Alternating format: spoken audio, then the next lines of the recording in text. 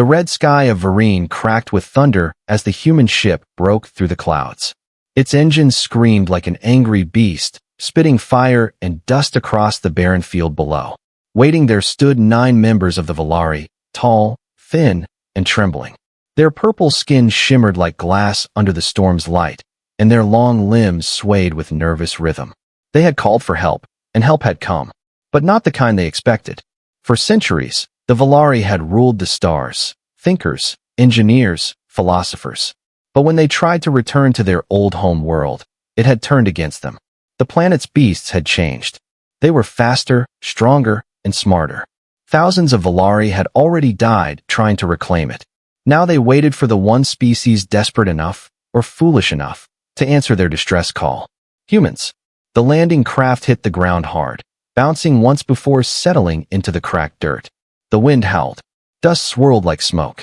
From the glowing ramp, 3 figures stepped out, covered in strange armor, faces half hidden under helmets.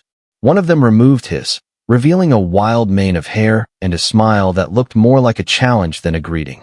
"Captain Mason," he said, his voice rough and confident. "We heard you've got a pest problem." Volari leader Erix tilted his elongated head, confused by the casual tone. "We require assistance in reclaiming our native surface. The creatures here have evolved beyond." Yeah. Mason cut him off, waving his hand. "How bad are they?" The interruption shocked the Volari. No one interrupted an appointed speaker, not in Volari culture. Erix's ridges twitched, showing offense. Still, he tried to remain calm. "They are extremely dangerous. We have lost entire expeditions." Mason just nodded, looking around the dead clearing. "All right, show us what you're fighting with." Erix gestured to his team. One stepped forward and opened a metal case. Inside lay their most advanced defense tool, a glowing silver rod humming with blue light. The Volari lifted it carefully. "This," he said proudly, "is the rod of containment. It incapacitates through harmonic resonance and induces behavioral compliance." Mason blinked. "It what?" The human stepped forward and took the rod right out of the alien's long fingers. The Volari gasped as one, their ear flaps stiff with shock. Mason turned the device over in his hands, pressed a few buttons, and then switched it off. "You tried to fight predators with this?" he asked. "This is a glow stick with attitude."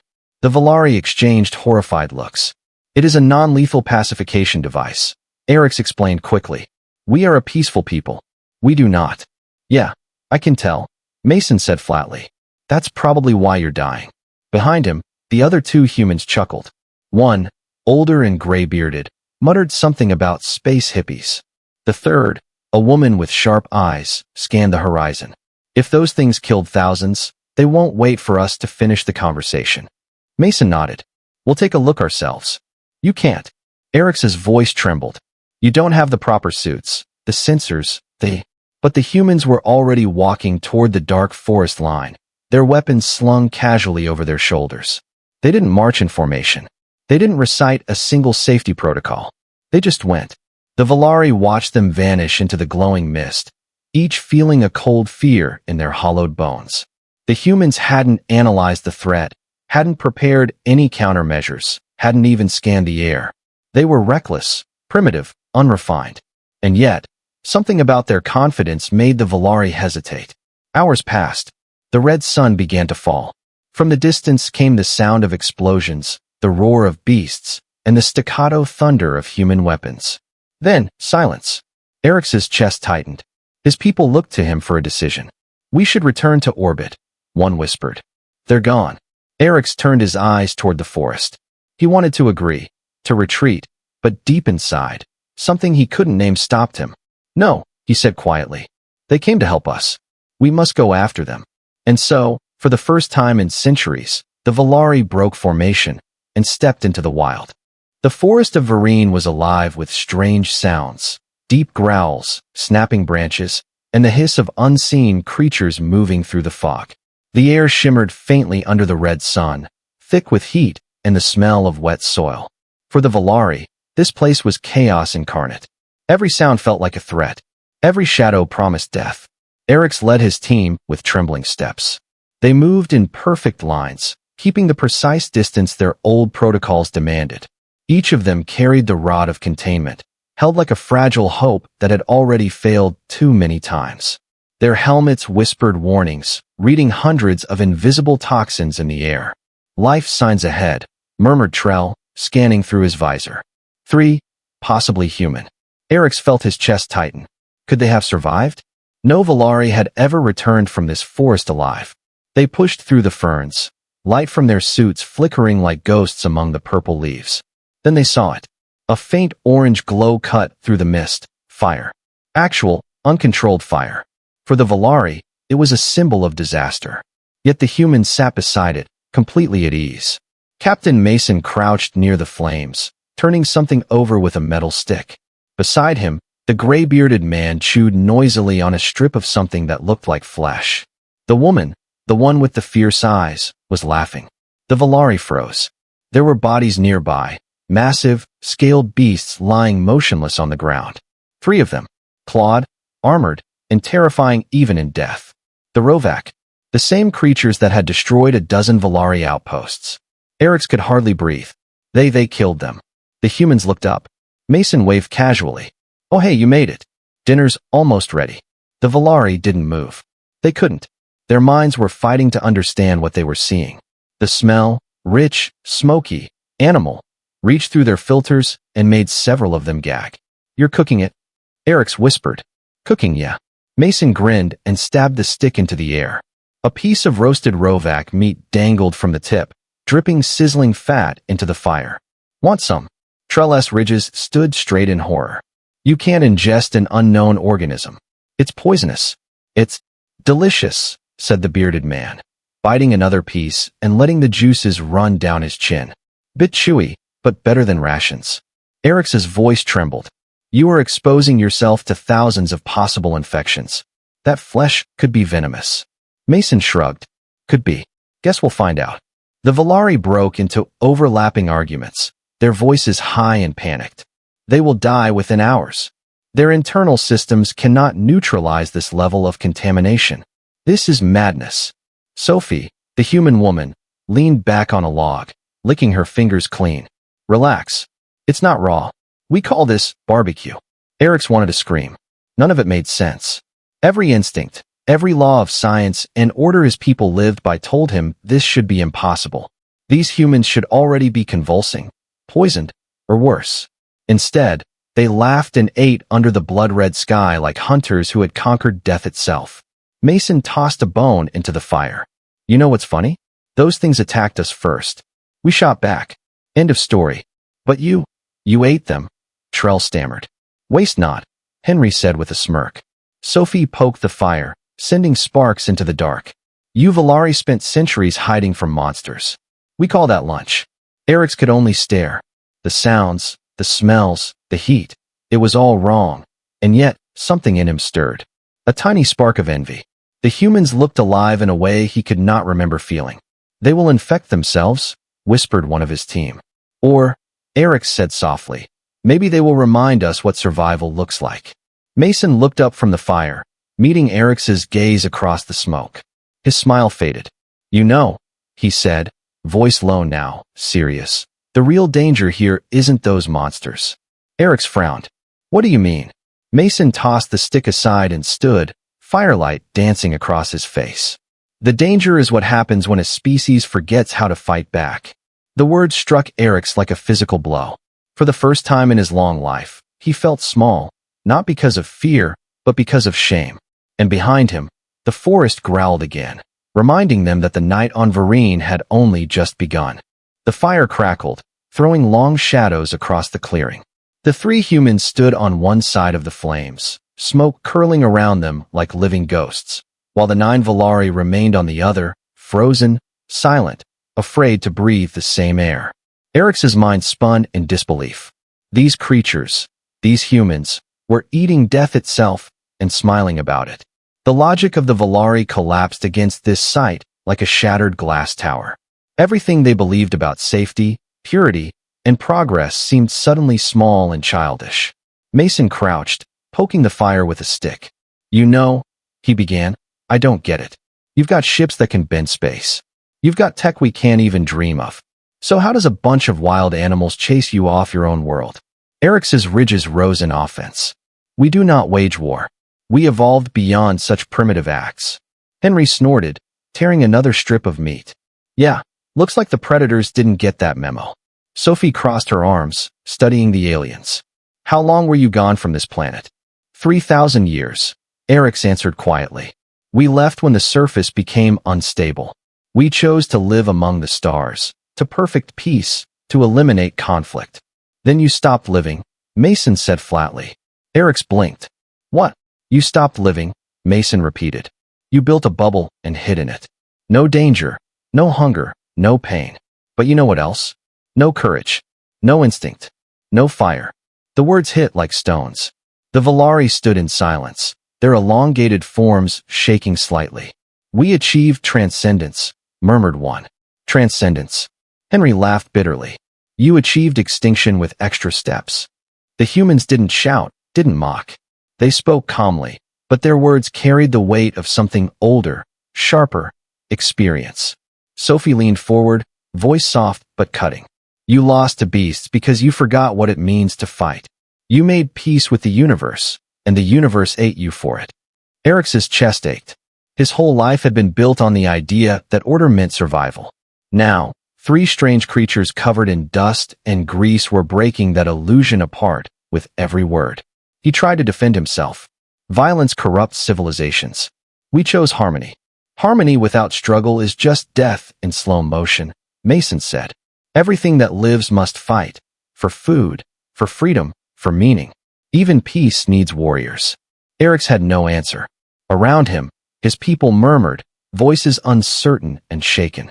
For the first time in generations, their perfect harmony fractured into chaos. The silence that followed was heavy. Only the crackle of burning would fill the air. Then Henry looked up at the stars. You know what the funniest part is? He said.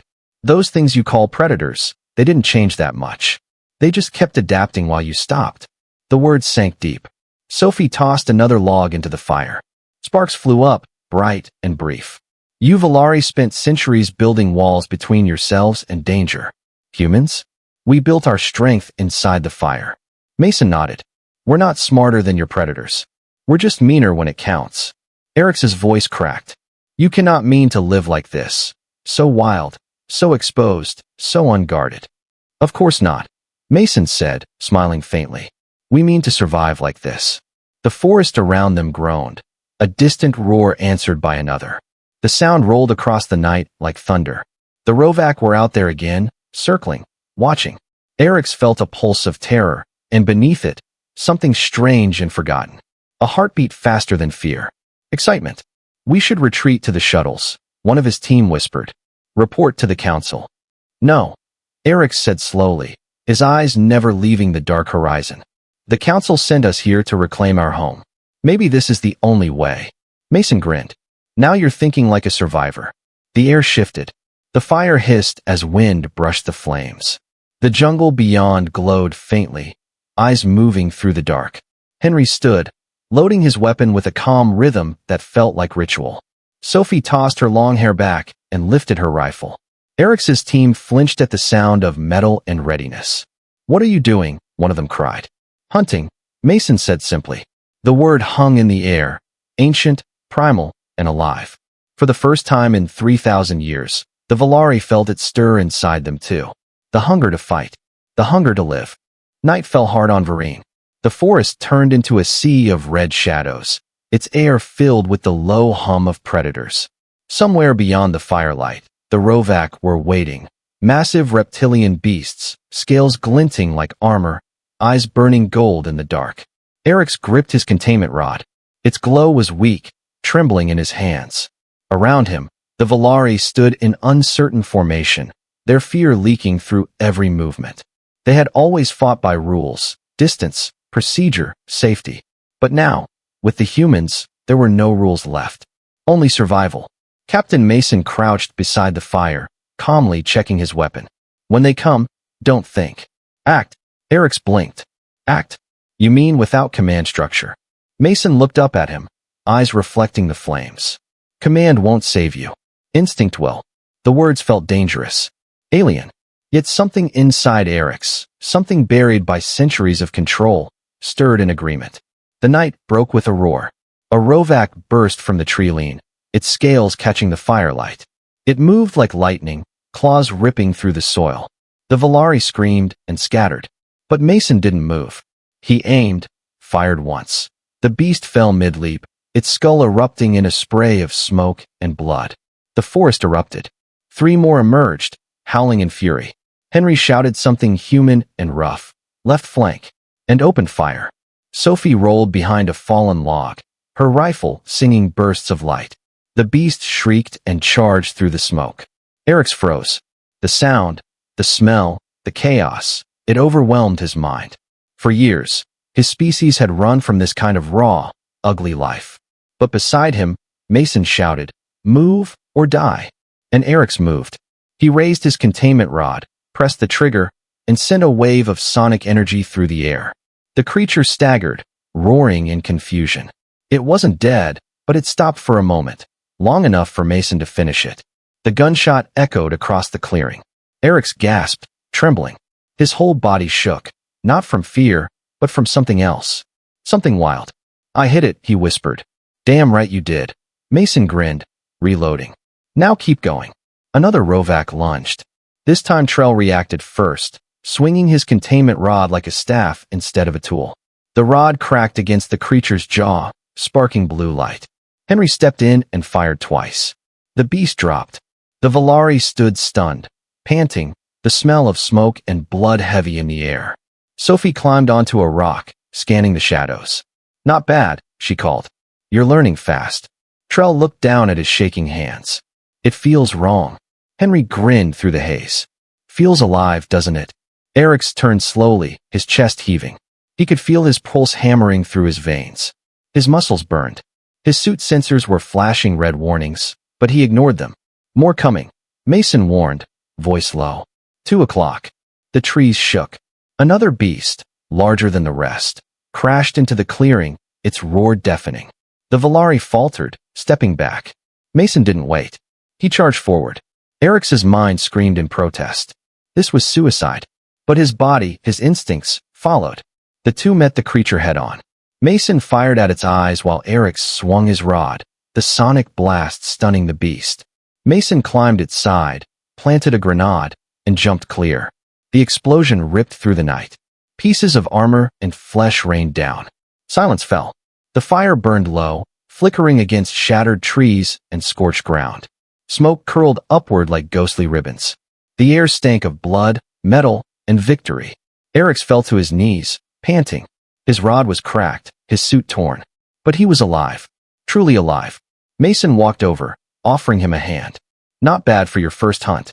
Eric stared at the human's blood-streaked face, his easy grin, his steady eyes. No hesitation, no fear, only purpose. "You fight like it's part of you," Eric said softly. "It is," Mason replied. "You just forgot it was part of you too." Eric looked around. His people, once so perfect, so calculated, now stood covered in dirt and ash, breathing hard, eyes wide. But in those eyes, he saw something new. Fire. For the first time in thousands of years, the Volari weren't thinking. They were living. Sophie kicked at a fallen Rovak. Guest dinners sorted. Henry groaned. "Please tell me we're not eating that again." The humans laughed, a wild, defiant sound that echoed through the broken forest. And as the Volari listened, some of them began to laugh too, shaky, uncertain, but real. It was the sound of a species remembering what it meant to survive. The days that followed the hunt changed everything. The forest of Varine, once a nightmare to the Volari, began to feel alive. Dangerous, yes, but no longer impossible. Eric could feel it happening. His people, once bound by endless routines and sterile order, were breaking their old patterns. They no longer walked in perfect lines or spoke in synchronized tones.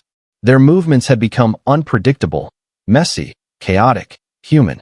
He noticed it first in Trell, who had always been the strictest follower of protocol. One morning, Eric found him kneeling by the river, splashing water on his face, bare hands, no gloves, no filtration mask. When Eric gasped in horror, Trell only laughed, droplets running down his thin purple skin. "It's cold," he said, voice trembling with something like joy. It feels real. Nearby, Mason watched with a faint grin. See? Told you nature won't kill you unless you act like you deserve it. The Valari didn't understand that sentence, but they felt it. Soon, the containment rods were forgotten. They carried human weapons now, clumsy and loud, but honest.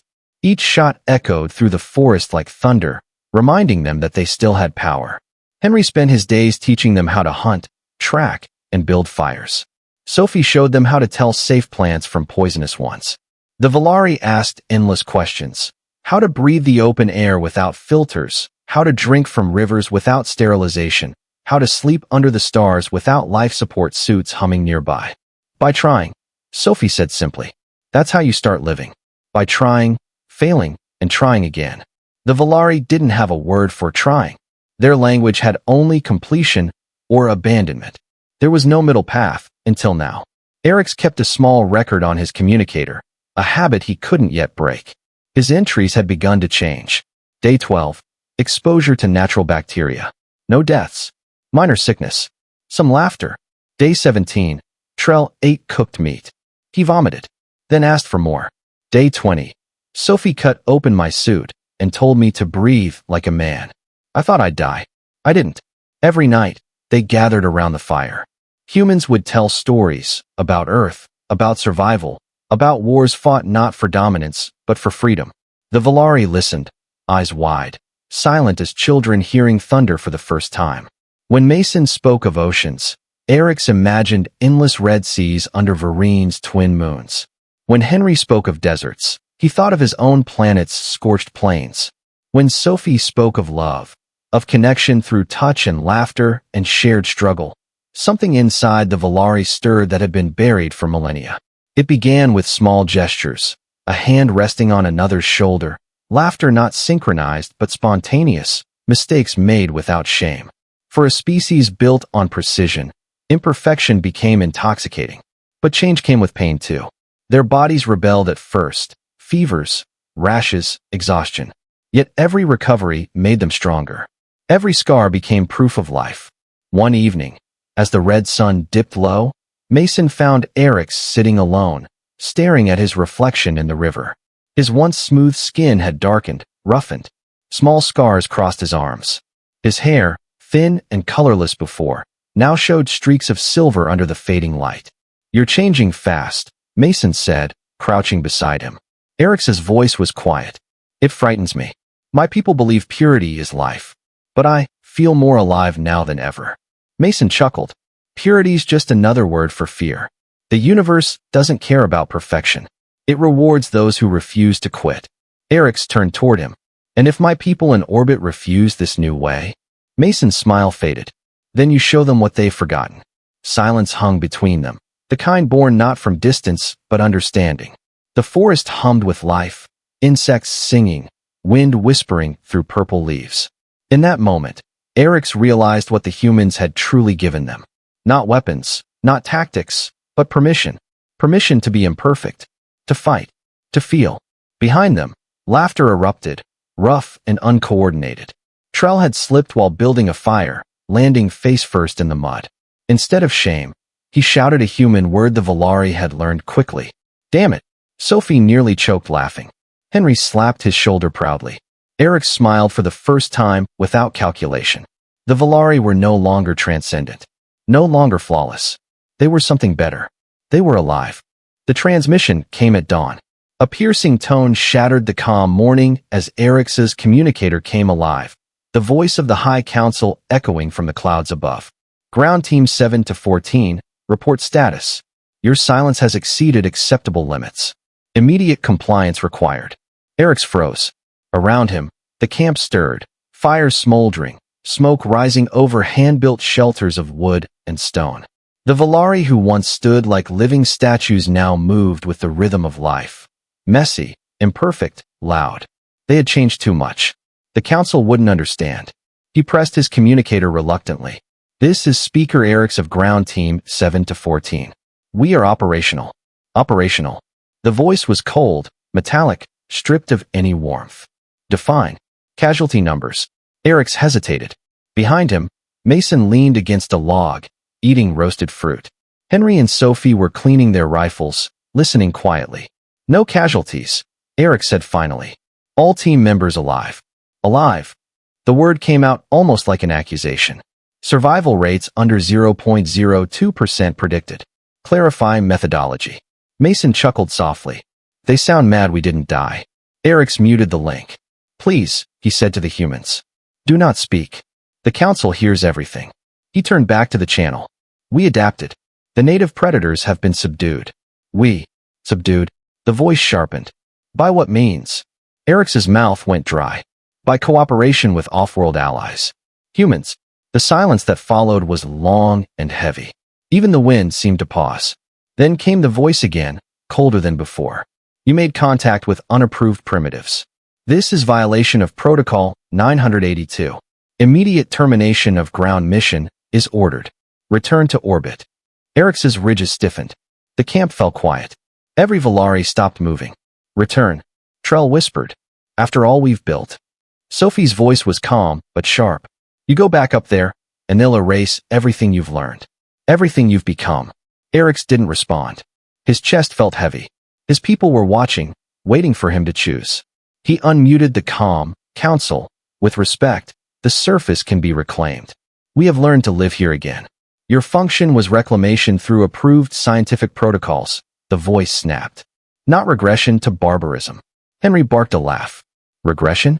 Buddy, they were dying before we showed up. Eric's communicator crackled again, this time sharper, angrier. We are detecting non-sanctioned energy signatures. Crude combustion, projectile weapons, biological contamination. You are in violation of purity statutes. Return immediately, or your vessel will be classified as rogue. Eric's looked at his team, mud-streaked faces, smoke-blackened hands, eyes glowing with something the council would call corruption. He looked at Mason, who simply said, Well, what'll it be, Captain? Eric's turned off the communicator. The silence that followed felt like a heartbeat stretched across the entire world. They'll come for us, whispered Trell. I know, Eric said. Let them. The others exchanged uneasy glances. Defying the council was unthinkable. Their entire civilization was built on obedience, on harmony, on control. But as he looked around the camp, at the laughter, the firelight, the children who had been born from reborn instincts, he knew they could never go back.